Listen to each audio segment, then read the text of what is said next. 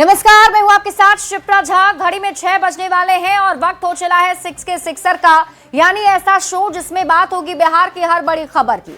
बताएंगे देश दुनिया में क्या चल रहा है, बात लॉ एंड ऑर्डर की भी होगी, कारोबार से जुड़ी जानकारियां भी हम आपको देंगे। हर खबर से करेंगे अपडेट। शुरुआत बिहार की बड़ी खबर के साथ।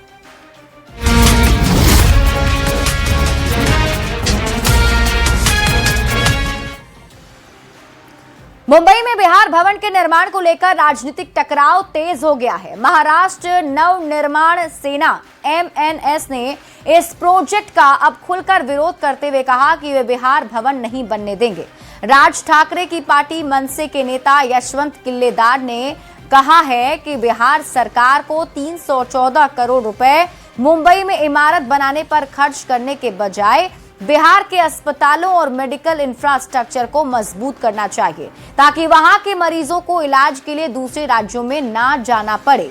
उनका कहना है कि ये पैसा बिहार की जनता की बुनियादी जरूरतों पर लगाना चाहिए। इसके जवाब में JDU और BJP दोनों दलों ने तीखा हमला बोला और चेताया कि हुल्लड़बाजी छोड़कर शांत रहें, क्योंकि मुंबई में बिहार भवन बनकर रहेगा। वहीं कांग्रेस ने इस मुद्दे पर भी प्रधानमंत्री नरेंद्र मोदी को जिम्मेवार ठहरा दिया। कांग्रेस नेता का कहना है कि PM मोदी ने देश में एक दूसरे के खिलाफ नफरत फैला दी है।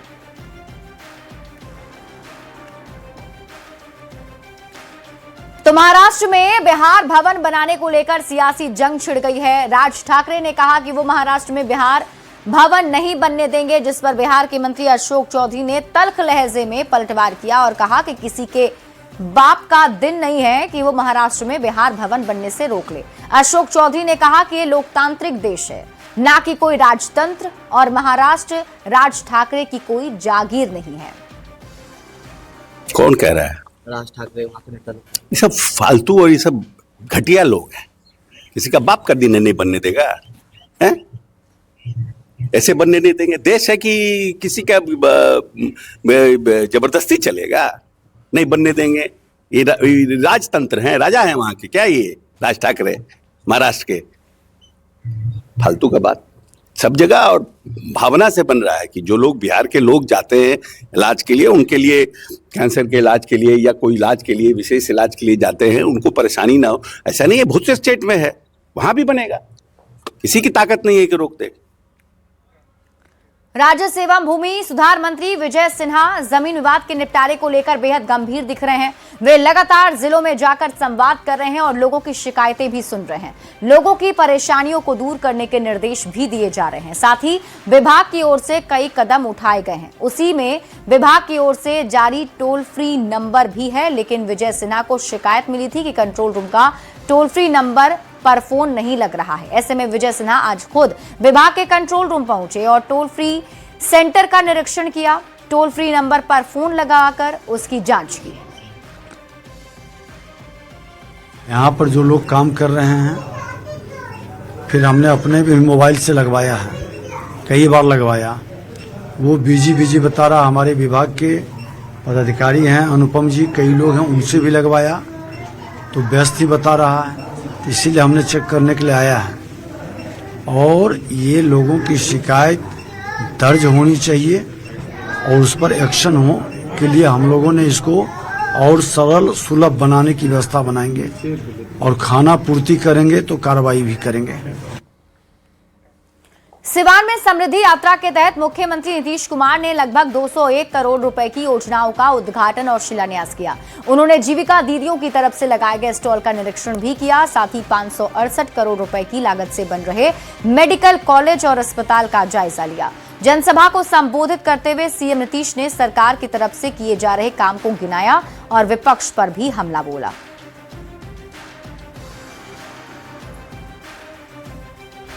अब हम लोग लगने वाले हैं बिहार की तरफ से सभी इच्छुक लोगों के घर पर सोलर लगाए जाएंगे। अब आप ही लोग दे दीजिएगा, आपको पैसा नहीं लगेगा। अब जो किया जा रहा है आपको पता ही किए हैं कि हम उसको बिल्कुल नहीं, घरेलू और उपभोक्ताओं का बिजली हो गया है। और उसी तरह से सब आप लोगों के घर में हम एक चीज सरकार की तरफ से आपको पैसा नहीं लगेगा, तो जैसे आपको लग रहा है सरकार की तरफ से मुफ्त में, और उसी तरह से आप लोगों से लेकर के आपके घर में राज्य सरकार की तरफ से इच्छुक लोगों के घर पर सोलर लगाए जाएंगे, तो उसका फायदा आपको होगा। पहले से फायदा है, अब बाद में सोलर वाला ऊपर लगवा देंगे अभी लोग सबके घर में, तो उससे भी आपको बहुत फायदा होगा। तो ये बात जान लीजिए, सारा का सारा काम किया जा रहा है। अयोध्या में राम मंदिर निर्माण के 2 साल पूरे हो गए हैं। आज ही के दिन 2024 में मंदिर में श्री राम लला की मूर्ति की प्राण प्रतिष्ठा की गई थी और इस मौके पर आज एक बार फिर लोगों में उत्साह है। कहीं अष्टयाम तो कहीं भजन कीर्तन चल रहा है। बीजेपी के राष्ट्रीय अध्यक्ष नितिन नवीन के पटना स्थित आवास पर भी विशेष अष्टयाम का आयोजन किया गया, जिसमें deputy CM Vijay Sinha, Bihar BJP के अध्यक्ष संजय सरावगी सहित कई बड़े नेता पहुंचे। आरती की अष्टयाम में शामिल हुए सभी नेताओं ने इस दिन को सनातन संस्कृति के लिए ऐतिहासिक बताया है।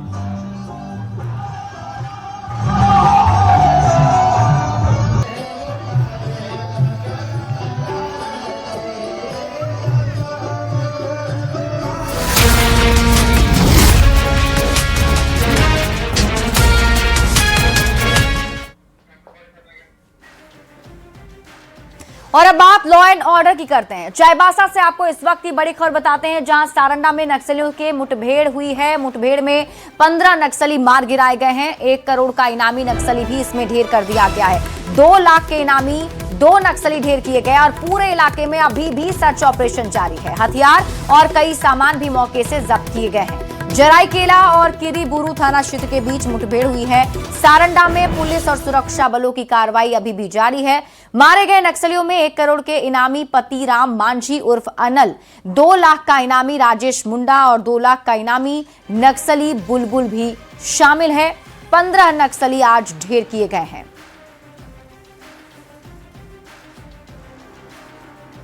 चाईबासा के सारंडा में कोबरा बटालियन के साथ नक्सलियों की मुठभेड़ में 15 नक्सली ढेर हो गए। मारे गए नक्सली में से एक पर 1 करोड़ का इनाम भी था। इस मुठभेड़ को लेकर बीजेपी ने केंद्र सरकार की सराहना की और मार्च तक नक्सलियों का सफाया तय बताया, तो जेएमएम ने उसे झारखंड सरकार और पुलिस की बड़ी कामयाबी बताई है।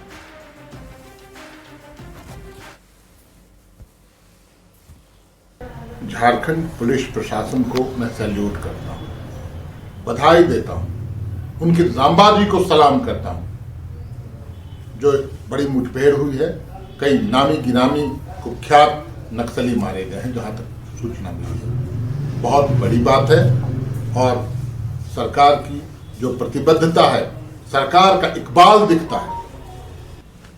सीआरपीएफ का टीम जबरदस्त प्रहार करके सारंडा के जंगल में 10 से ज्यादा नक्सली को मार गिराया, जिसमें एक प्रतीक राम मांझी 1 करोड़ का इनामी था। ऐसे में मानना पड़ेगा कि अमित शाह जी ने घोषणा की थी, वह पूरी तरह अमल हो रही है। झारखंड ही नहीं, पूरे देश से नक्सल समाप्त होगा।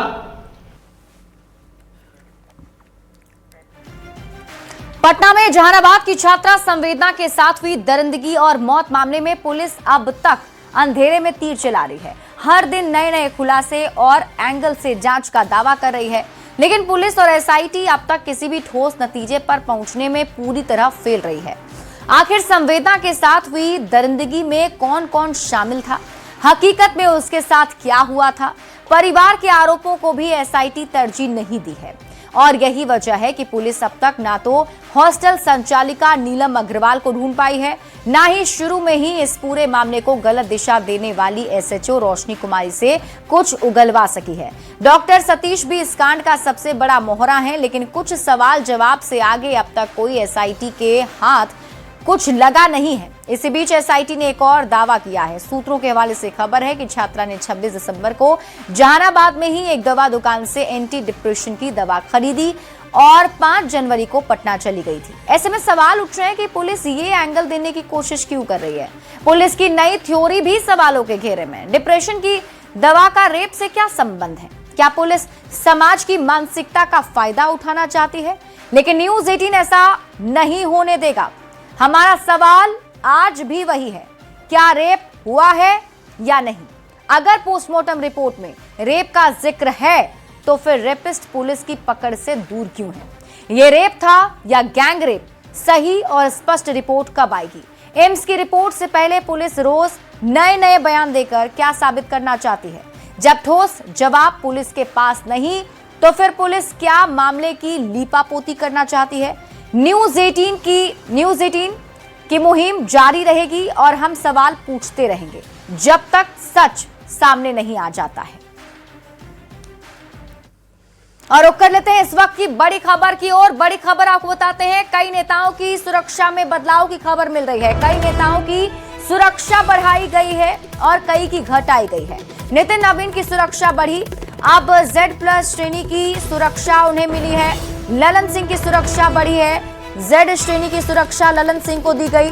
संजय सरावगी की भी सुरक्षा बढ़ी है, Z श्रेणी की सुरक्षा इन्हें भी मिली है।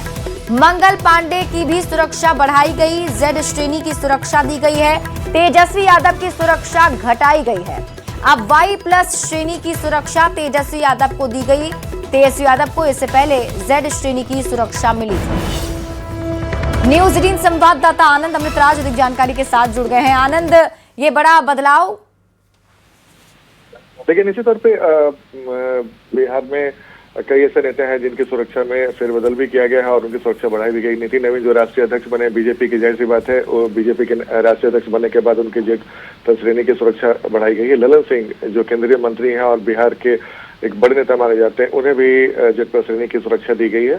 संजय सरावगी को भी जो प्रदेश अध्यक्ष बने हैं बीजेपी के, उन्हें Z श्रेणी की सुरक्षा दी गई है। मंगल पांडे जो बिहार बीजेपी के वरिष्ठ नेता हैं और बंगाल के प्रभारी भी हैं और बंगाल में चुनाव भी होना है, इसे भी देखते हुए उन्हें Z श्रेणी की सुरक्षा दी गई है। तेजस्वी यादव जो नेता प्रतिपक्ष हैं और इस विधानसभा चुनाव में आरजेडी की परिस्थिति बहुत खराब रही, उसके बाद भी ये नेता प्रतिपक्ष हैं। पहले जो उन्हें Z श्रेणी की सुरक्षा मिली थी, अब वो घटाकर Y+ कर दी गई है। इसके अलावा गिरिराज सिंह को भी Y+ की सुरक्षा दी गई है।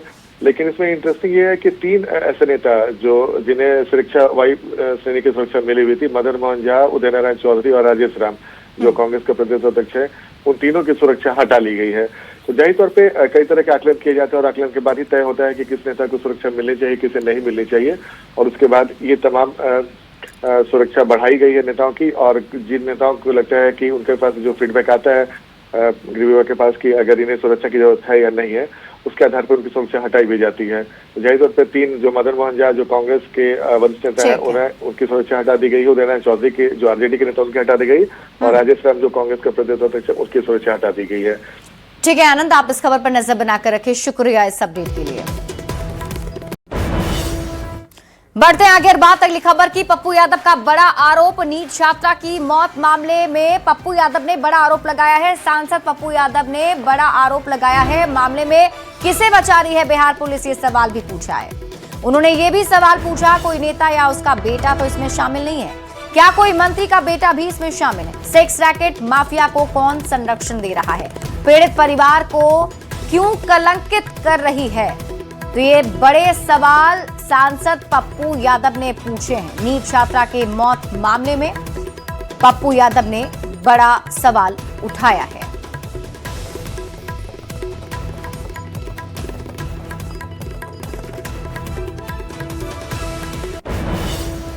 और देखिए, इधर डिप्टी सीएम विजय सिन्हा ने दावा किया है कि बिहार में सुशासन का राज है और कोई भी अपराधी यहां अपराध करके बच नहीं सकता।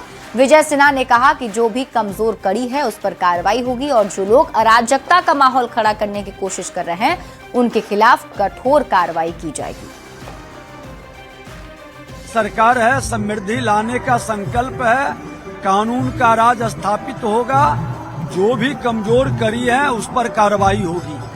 और बिहार के अंदर जो वातावरण बन रहा है या जो अराजकता का माहौल खड़ा करने का प्रयास कर रहे हैं, उनको निराशा होगा, क्योंकि ये सरकार डबल इंजन की सरकार मोदी जी, नीतीश जी के नेतृत्व में पूरी तरह से सुशासन और समृद्धि के संकल्प को साकार करेगा। पटना से बड़ी खबर मिल रही है। पुलिस ने बड़ी कार्रवाई करते हुए मसौढ़ी थाना के NH 22 सगुनी गांव के पास कुख्यात लॉरेंस बिश्नोई गैंग के सक्रिय गुर्गे और खतरनाक शूटर परमानंद यादव के साथ पुलिस की मुठभेड़ हो गई। एनकाउंटर में अपराधी के पैर में गोली लगी है और उसके बाद उसे घायल अवस्था में गिरफ्तार कर लिया गया। परमानंद यादव के पास से पिस्टल और कई गोलियां बरामद की गई। परमानंद यादव झारखंड के लातेहार का रहने वाला है और उस पर हत्या, रंगदारी, लूट के दर्जनों मामले दर्ज हैं। पुलिस के रोकने के बावजूद वो निकलने लगा। इसी बीच में उसका पीछा किया गया तो वो बाइक से गिर गया। गिरने के उपरांत वो हथियार निकाल कर पुलिस पर फायरिंग करने लगा। आत्मरक्षा में जवाबी कार्रवाई में पुलिस के द्वारा भी फायरिंग की गई। इसमें उसे एक गोली पैर में लगी। उसके उपरांत उसे इलाज के लिए अस्पताल ले जाया गया। उक्त अपराधकर्मी का नाम परमानंद यादव के पता चला है। यह लातेहार झारखंड का रहने वाला है। यह इसके विरुद्ध 17-18 से भी ज़्यादा आपराधिक मामले दर्ज है, जिसमें हत्या। वैशाली से बड़ी खबर मिल रही है। गोलीबारी से दहल उठा वैशाली। पैसे के लेन देन में फायरिंग की खबर है। ऑनलाइन गेमिंग को लेकर फायरिंग की गई। कार और बाइक से बदमाश आए थे। लालगंज के गोला बाजार की घटना बताई जा रही है। मौके से 2 खोखा, 1 जिंदा कारतूस पुलिस ने बरामद किया है। एसडीपीओ ने मौके पर पहुंचकर जांच शुरू कर दी है।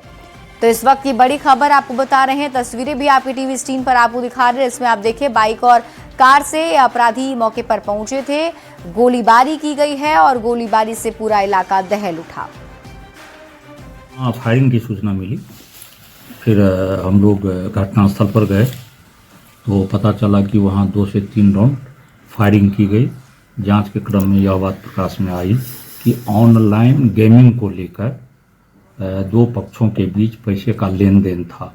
तो जिस पक्ष का पैसा था वो पक्ष पैसा मांगने के लिए आया था, लेकिन उसको पैसा नहीं मिला तो वो लोग फायरिंग करते हुए निकल गए। पहचान की जा रही है, बहुत जल्द पहचान हो जाएगी। ठीक है।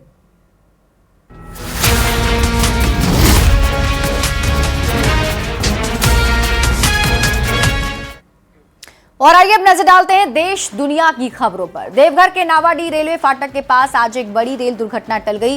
गोंडा से आसनसोल जा रही ट्रेन जसीडीह से खुलने के बाद जैसे ही नावाडीह फाटक के पास पहुंची, ट्रेन का इंजन ट्रक से टकरा गया।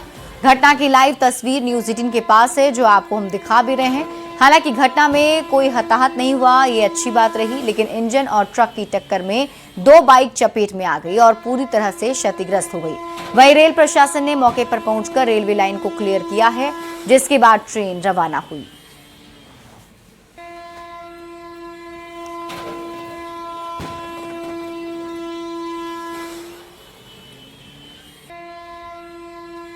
फाटक वाला जो है कमजोरी है या क्या है हमको पता नहीं है। ये हर बार यहाँ पर होता है, दूसरा बार हो गया। दूसरा हो चुका है। तो सोए थे, खटकर के एकदम से आवाज आए तो हमने सोचा एक्सीडेंट पीछे हुआ, तो देखा तो एक ट्रक पलटा हुआ पड़ा। हाँ। तो उसमें हम लोग से लेकिन सब सेफ है अभी, सब सेफ है, खाली 2 बाइक फंसा हुआ है। हाँ।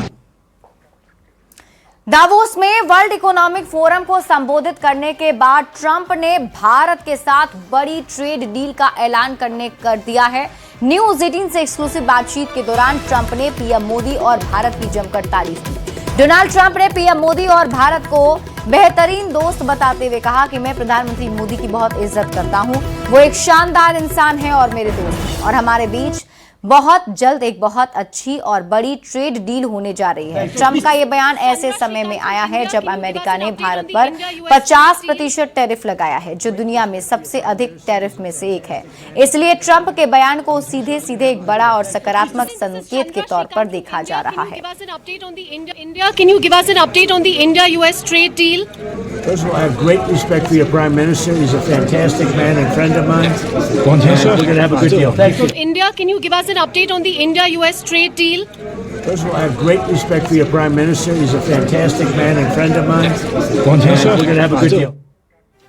धर्मगुरु बाबा बागेश्वर ने कहा है कि देश को एआई के साथ साथ एचआई की जरूरत है। दिल्ली के भारत मंडपम में चल रही मुरारी बापू की श्री राम कथा के दौरान उन्होंने कहा कि एआई यानी आर्टिफिशियल इंटेलिजेंस के साथ एचआई यानी हिंदुत्व इंटेलिजेंस पर ध्यान देने की जरूरत है। उन्होंने कहा कि रील के जमाने में रियलिटी नहीं खोनी है। भारत मंडपम में इन दिनों विश्व शांति मिशन के तहत श्री राम कथा का आयोजन चल रहा है, जिससे पूरा माहौल आध्यात्मिक ऊर्जा और एकता के संदेश से सराबोर हो रहा है। एआई का ज़माना है, रील के ज़माने में रियलिटी नहीं खोनी है, ये बात बहुत ध्यान रखना। और एआई के ज़माने में अब एचआई की आवश्यकता है, आर्टिफिशियल इंटेलिजेंस के साथ एचआई मीन्स हिंदुत्व इंटेलिजेंस की बहुत आवश्यकता है देश को।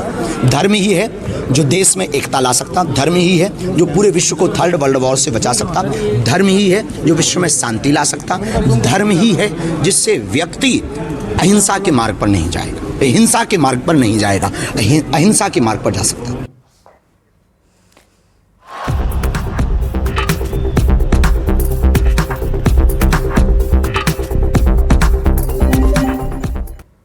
और अब बात खेल की करते हैं। T20 वर्ल्ड कप को लेकर बड़ी खबर है। बांग्लादेश बोर्ड को आईसीसी से बड़ा झटका लगा है। आईसीसी ने बांग्लादेश बोर्ड की मांग को खारिज कर दिया है। बांग्लादेश को सारे मैच भारत में ही खेलने होंगे।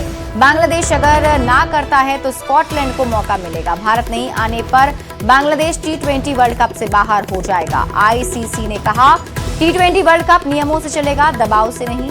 दबाव में फैसले नहीं, नियम सबके लिए बराबर। सुरक्षा एजेंसियों से इनपुट लिया, कोई अलर्ट नहीं है। आईसीसी का दो टूक, टूर्नामेंट से ऊपर कोई बोर्ड नहीं।